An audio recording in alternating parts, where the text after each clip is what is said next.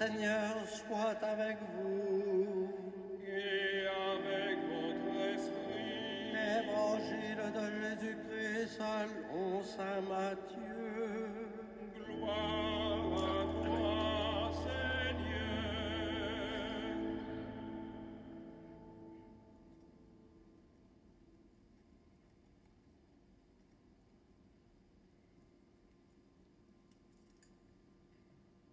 En ce temps-là, Jésus disait à ses disciples, comme il en fut au jour de Noé, ainsi en sera-t-il lors de la venue du Fils de l'homme. En ces jours-là, avant le déluge, on mangeait et on buvait, on prenait femme et on prenait mari, jusqu'au jour où Noé entra dans l'arche. Les gens ne se sont doutés de rien, jusqu'à ce que survienne le déluge qui les a tous engloutis. Telle sera aussi la venue du Fils de l'homme.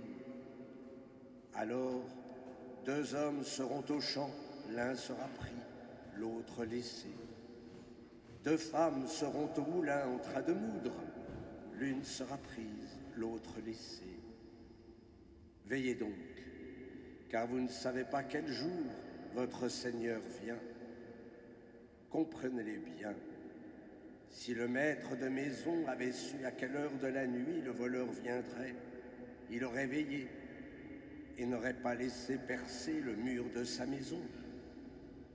Tenez-vous donc prêts, vous aussi. C'est à l'heure où vous n'y penserez pas que le Fils de l'homme viendra. Acclamons la parole de Dieu. Louange à toi, Seigneur Jésus.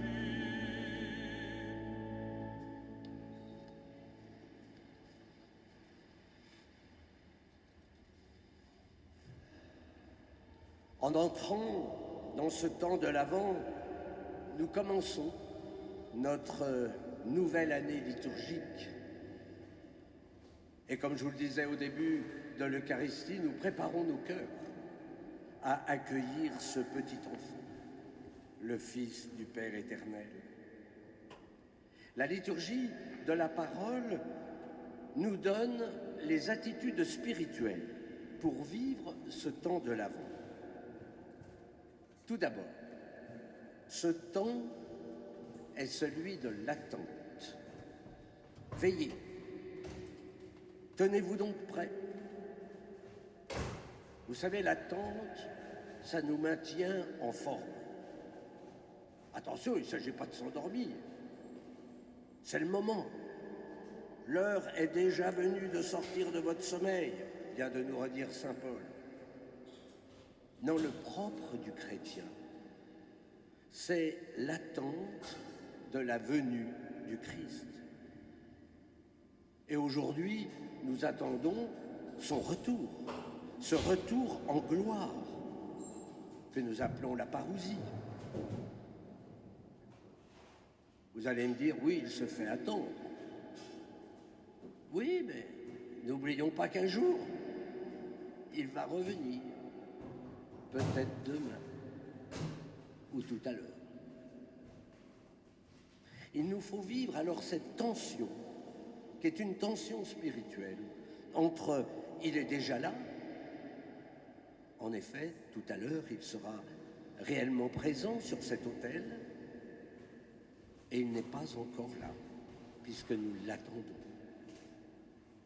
Il est déjà là, parce qu'il y a eu Noël et le mystère de l'incarnation.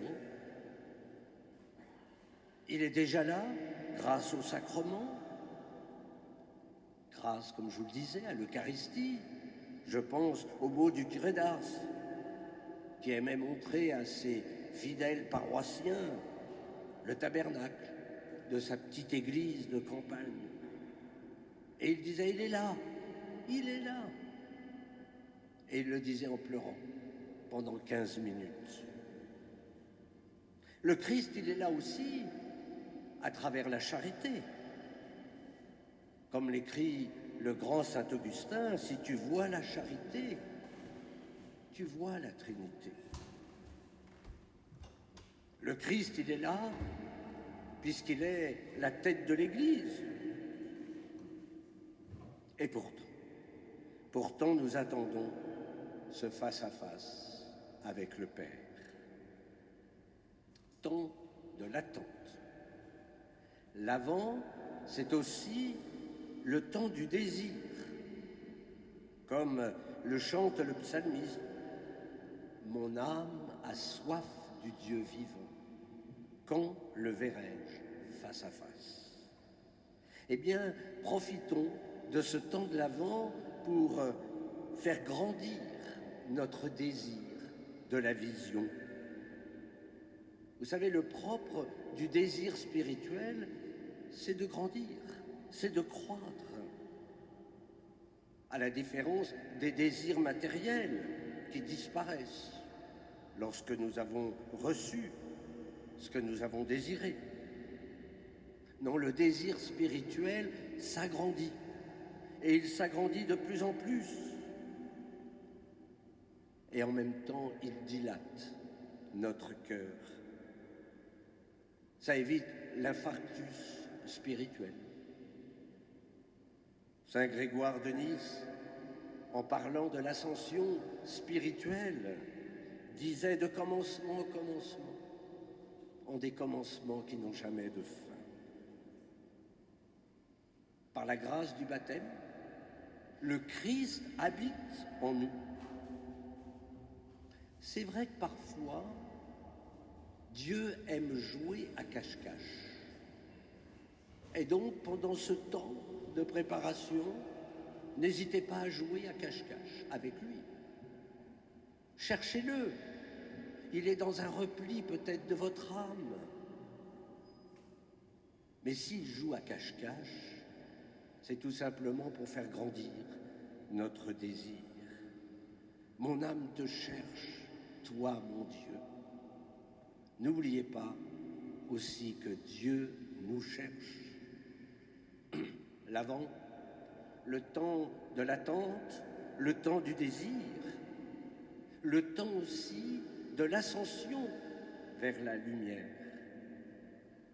En ce sens, ce temps nous exhorte à quitter ces zones de ténèbres pour redécouvrir la lumière. Le prophète Isaïe nous encourage à monter à la maison du Seigneur, à sa montagne. Marchons à la lumière du Seigneur. Et cette marche spirituelle, elle est source de joie. Comme le dit aussi le psalmiste, quelle joie quand on m'a dit, nous irons à la maison du Seigneur. Maintenant, notre marche prend fin devant tes portes, Jérusalem.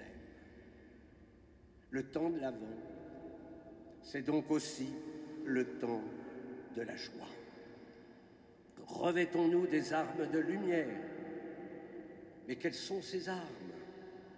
Ce sont nos vertus théologales, ces vertus qui nous transfigurent.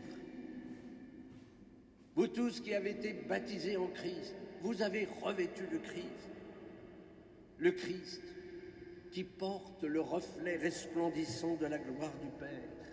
Mais le Christ se reflète sur vos visages. Nous devenons des êtres de lumière. Alors nous serons prêts à accueillir le Fils de Dieu.